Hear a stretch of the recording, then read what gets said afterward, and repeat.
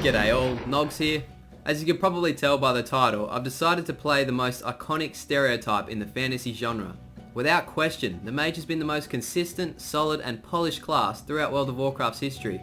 Recently, the opportunity came up for me to play whatever I want heading into Battle for Azeroth, and after months of research and testing, I couldn't be happier with my decision. My goal for this video is to hopefully show you a different perspective and shed some light on all three Mage specs, as only 2 months ago I was stuck in a rut and ready to give up on the Mage dream because I didn't think I'd gel with Arcane and Frost as much as I did with Fire. But after I did some research and played around with the specs, I was shocked with how much I enjoyed them. After this, there was no chance I was waddling back to my robust chicken main. In my previous video, I talked about how much presence and utility the Shaman has in Mythic Plus compared to other classes, but nothing even touches the Mage. Their immense toolkit has an answer to almost any situation across all three specs. It should be obvious by now that Blizzard has a soft spot for the Mage, as the class has never been bottom tier or even remotely described as lackluster in the 14 years this game has been going. I don't want to bore you with the details, but essentially the Mage has more utility than an end of lease electricity bill. Magic holds a very important place in the lore of Warcraft.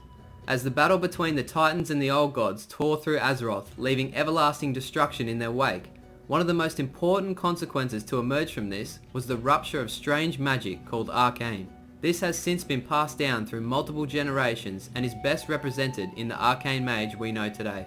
In Battle for Azeroth, the fundamentals of the Arcane Mage have not changed. You still have the same spells, but there has been some minor changes and new talents to spice up the gameplay depending on the style you prefer.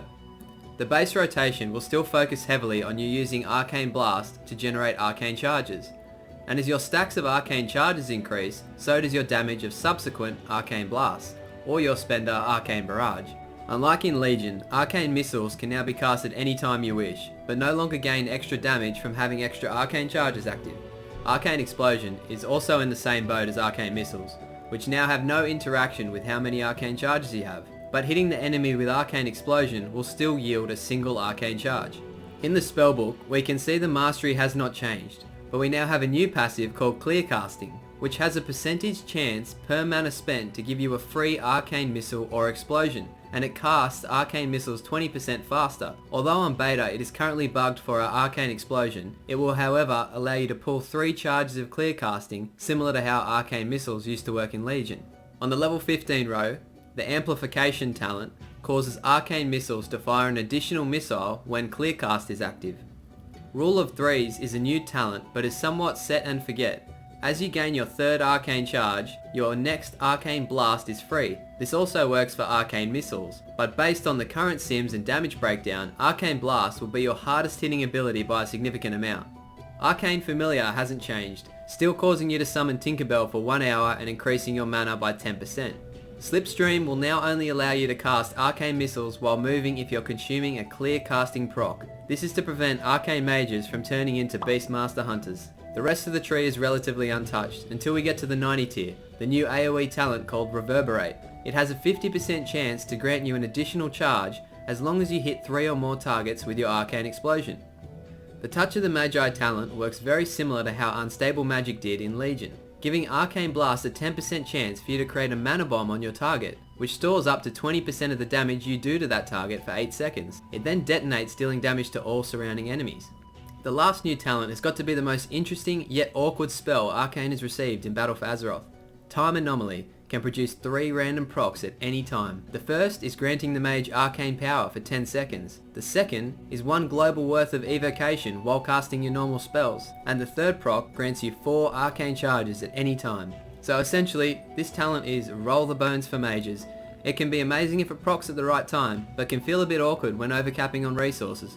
Like I said before, the flow of the spec hasn't changed much since Legion, and that's not necessarily a bad thing.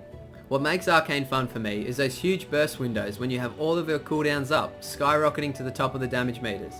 But all that single target talk aside, Arcane is best known for its incredibly fun AoE damage, and that's not going anywhere in Battle for Azeroth. This is an example of my favourite AoE build on the beta, putting heavy emphasis on building 3 charges with Arcane Explosion to reduce the amount of charges you overcap on with Reverberate talent. Dumping Arcane Barrages at 3 charges will also mean 4 hostile targets a hit, which is typically the number of mobs in a dungeon pack, unless you're pushing those high keys in which the tank will pull everything in the dungeon at once. The Azerite traits for Arcane are consistent with other classes and don't heavily impact your rotation too much. But I did want to give a shout out to Anomalous Impact, which causes your arcane missiles to deal additional damage for each arcane charge you have. So if you prefer the Legion playstyle of banking arcane missile charges until you're fully capped, you can. Also, another trait called Galvanizing Spark gives your arcane blast a 10% chance to generate an additional arcane charge.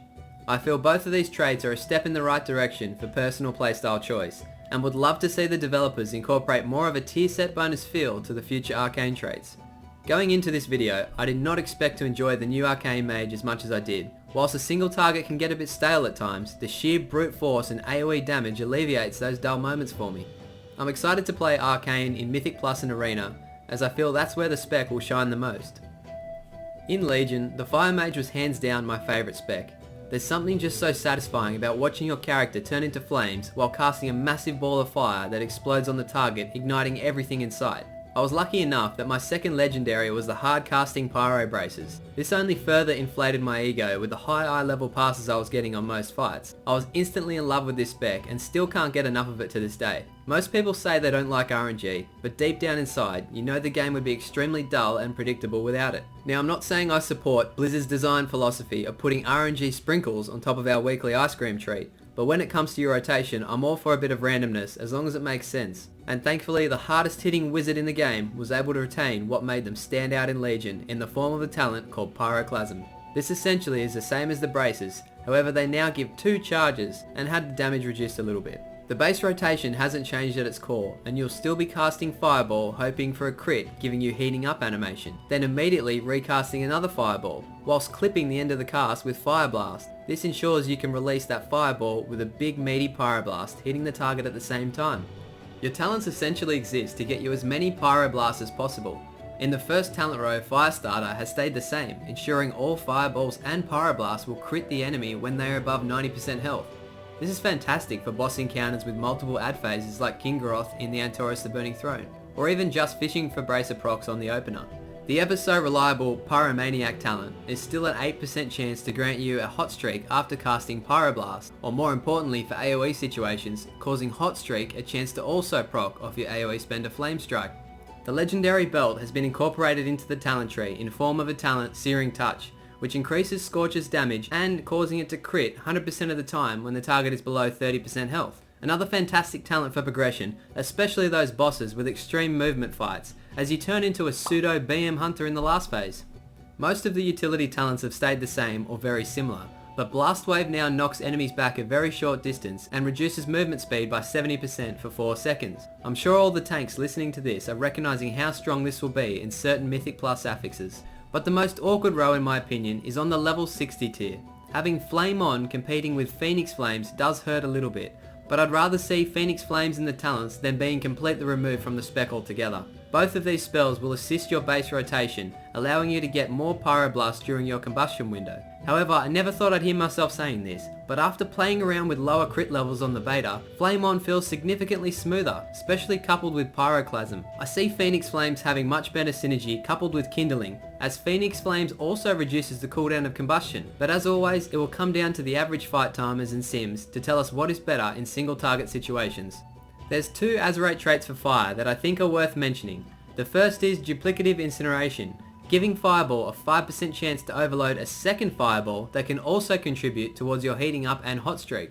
The second is Flames of Alacrity, which causes enhanced pyrotechnics to grant you additional haste, which means when your fireballs don't crit, you also gain haste on top of the bad luck protection from your passive. This sounds vital at the start of an expansion, as crit values are usually quite low, but if there was some feedback I could offer to the development team, it would be to potentially reduce the damage of Pyroclasm and increase the proc rate, putting more emphasis on chaining 2 huge meatballs into one big burst window. My Mage on Live had traits that increased the combustion window to 20 seconds, up from 12 seconds that we currently now have on beta.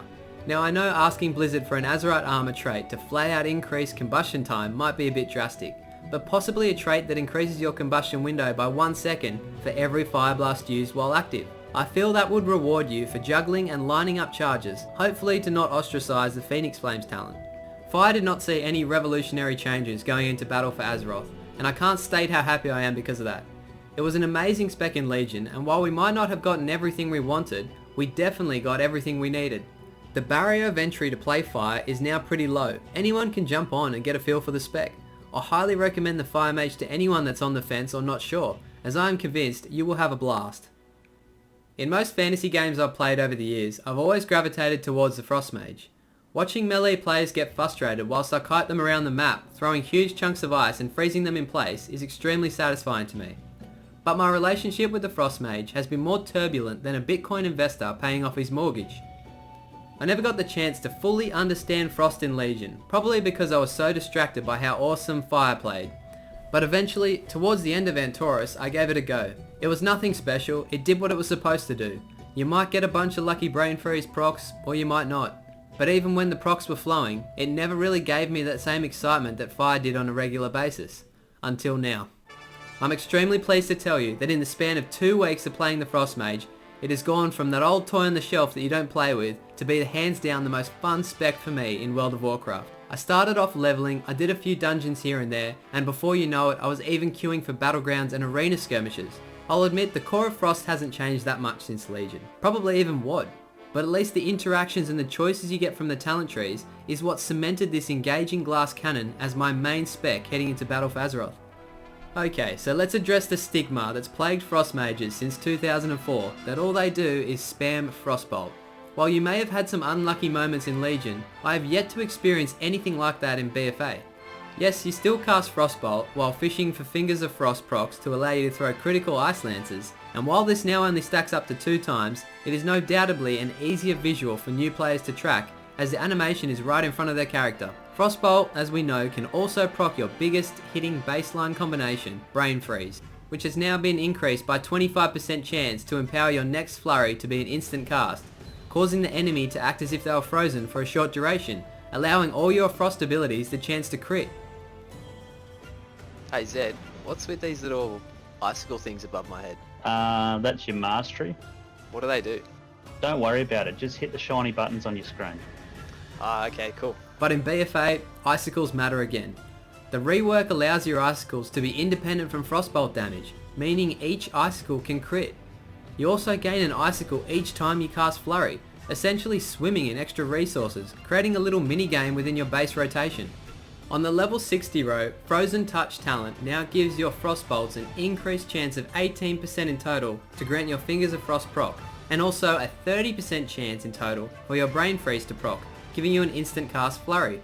The increase from Legion is immediately noticeable. Combined with the baseline buff to Brain Freeze in BFA, this is one of my favourite talents as it heavily mitigates those awkward RNG moments of just chain casting Frostbolt. But what's competing with this awesome talent? Yep, Ebenbolt. Just like Phoenix Flames returning for Fire, Frost is getting its Legion artifact ability back as a talent. The most interesting thing about Ebenbolt and Glacial Spike is that they can now cleave onto another target if talented into Splitting Ice spell on the level 90 row. That's right, your 2 biggest Titanic sinking abilities will now get you instantly invited to council boss progression and will dominate most Mythic Plus 2 target cleave situations. This is without a doubt the best change that I've seen across the whole class, especially when you take into consideration the interaction this has with your new mastery, causing you to juggle icicles until your huge shatter combo is ready. The only downside to Ebenbolt returning in PvP is that it's now classed as a Frost spell, and will be on the same spell lockout as all your other Frost spells, unlike it did in Legion. For heavy AoE situations, I find the Comet Storm talent pairs really well with the Icy Nova talent, both being on a relatively short cooldown. This can mean all your comments are now shattered in crits. It's such a good feeling, especially now that in BFA where you can actually read the appropriate number values. Freezing Rain returns from our artifact weapon, allowing you to instant cast Blizzard whilst Frozen Orb is active. We also need to remember that Frozen Orb now scales with our Mastery stat. I wouldn't be surprised at all if there was a heavy Mastery build for Mythic Plus that enhances Frozen Orb and Icicle damage. The last talent worth mentioning is Ray of Frost, as it now generates 2 Fingers of Frost charges and will single-handedly one-shot any mob while leveling to 120. The current sims are showing Ray of Frost to be very close to its competitors on the level 100 row, and will most likely have a tier or 2 of being the meta pick. The one Azerite trait that jumps out at me is Winter's Chill. When consuming Brain Freeze, you have a 30% chance to make your next hard-casted flurry within 15 seconds deal additional damage. More flurries will equal more icicles, equal more Glacial Spike combos. This is very similar to the Fire Mage Brace's playstyle that I love so much.